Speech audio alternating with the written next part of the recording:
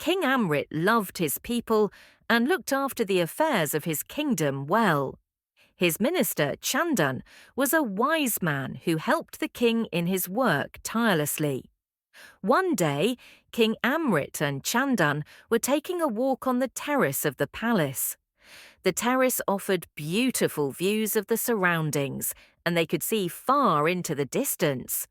They spotted the weekly market from up there, with people in colourful clothes buying and selling all kinds of things. There was plenty to buy, and people had money to buy too. There were no poor people to be seen anywhere. The king watched with a smile on his face. He was delighted to see the prosperity of his kingdom. Like any good ruler, he was happy when his people were happy. He turned to Chandan and said, "See how contented my people are. But I want to check this firsthand by talking to them. Tomorrow summon people from all walks of life to the court, and I will ask them myself how they are doing." Chandan was used to the king's strange requests, so he nodded and went off to carry out this order. The next day the king arrived in court humming a happy tune to himself. Seeing all the people gathered there waiting for him, he was even more pleased. He cleared his throat and said in a loud voice, "I have called you here to ask you a very important question. As your king, I need to know if all of you are contented. Do you have enough for your needs? Do you know anyone who is not happy about anything?" The citizens looked at each other, thought for a while, and slowly, one by one, they came forward to answer. One after the other, they all said how happy they were. Their kitchens had enough food, their trades and businesses were doing well. The king had made them feel safe. The farmers had grown good crops, and the rivers and ponds were full of fish. What more could they ask for? The king became more and more pleased as he heard this. Only Chandan, his minister, watched and heard everything with a frown on his face. Why? What was wrong? Soon he walked up to the king and whispered something in his ear. King Amrit's eyebrows rose up in astonishment. Surely Chandan could not be serious. But he looked at the minister's face and found no trace of this being a joke. He turned back to the court and made a most unusual announcement. "I am delighted that all of you have said you are happy, but I want to test this. Tomorrow I want all the happy people of this kingdom to come and meet me in the royal gardens. But I have a condition. All of you will have to enter the garden from the main gate. Walk across and meet me by the gate at the rear of the garden. I will wait for you there. When you enter the garden, you will be given a sack each, and you can pick whatever fruits or flowers your heart desires." An excited buzz broke out among the crowd. It sounded like a lot of fun. No one was usually allowed to enter the king's special garden. He had planted trees from all over the world in that garden, and it was said to be filled with all kinds of beautiful and strange plants. Right on time the next day, everyone gathered at the gate of the garden. At the time the king had told them, the guards opened the gates and handed out the sacks. Men, women and children started roaming around the beautiful garden. They spotted juicy apples and plump mangoes hanging from trees. They picked these till they saw ripe pomegranates bursting with juice, grapes and colourful flowers no one had seen before. People went about picking whatever they wished for and filling their sacks with them. But as they walked further into the garden, it became wilder, more like a forest. And there they saw trees laden with apples of gold, mangoes of silver and flowers studded with gems and jewels.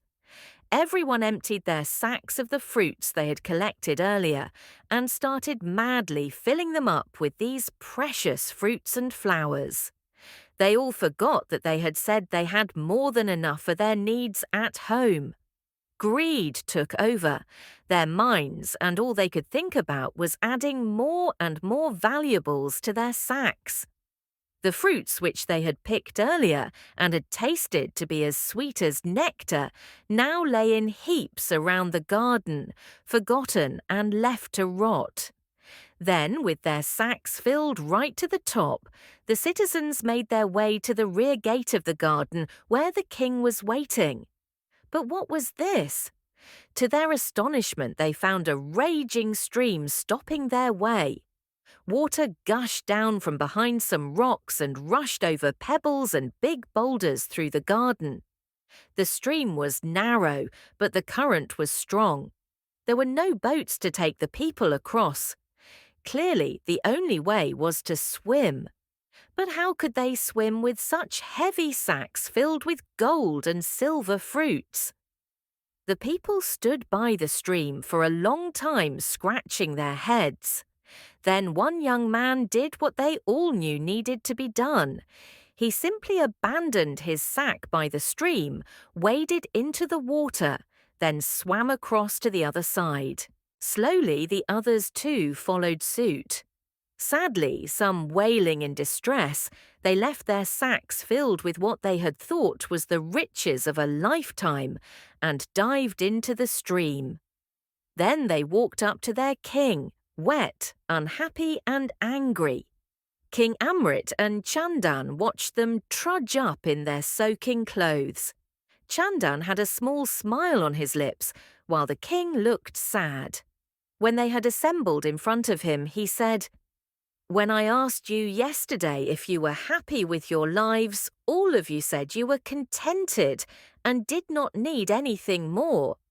Yet, today, I can see the sadness in your faces when you had to leave behind the riches you had gathered in my garden.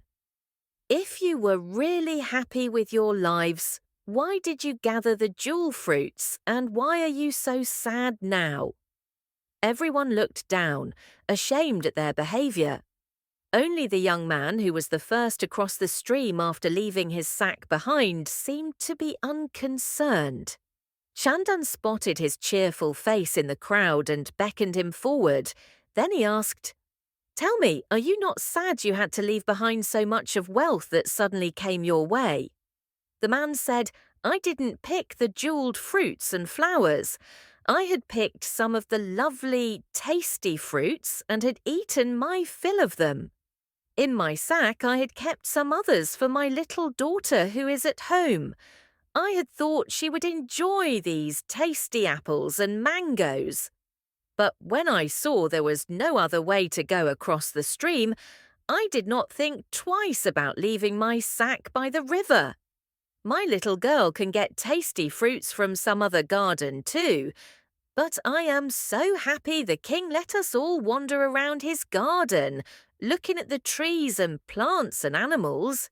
He is a great king for having created this place of beauty, and it was a pleasure walking around there."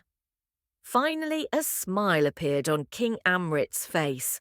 Chandan turned to him and said, "Your Majesty, I hope you now realize that people's contentment does not end with having enough food or money. They also need to be truly happy inside. Only then will they not be swayed when they gain or lose wealth. That is a lesson that everyone, whether a king or a commoner, needs to remember." The king nodded, as did his subjects. This was a lesson they would not forget in a hurry.